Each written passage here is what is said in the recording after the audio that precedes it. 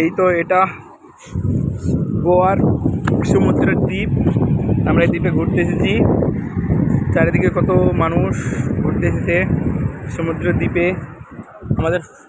আমাদের ছেলেরা অনেক দূর আগে গেছে, বাট আমি অনেকটা পিছিয়ে আছি, কারণ আমার পেছনে দুজন আছে, সাজিব আর হাফিজুল। মাছের চপ খেতে খেতে হেঁটে আসছে। সাজিব তো পয়সার অভাবে সাজিব চপও খায়নি একটাও, খুচরো পয়সা নাই আমার আছে।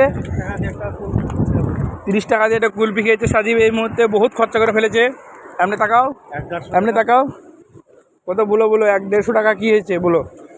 100-150 টাকা কী হয়েছে? বইয়ে জ্বালিয়ে খেয়ে নিল তাই বলছে। আর এর পা তো পুরো ক্ষয় হয়ে গেছে, জঙ্গলে পড়ে গেছিল।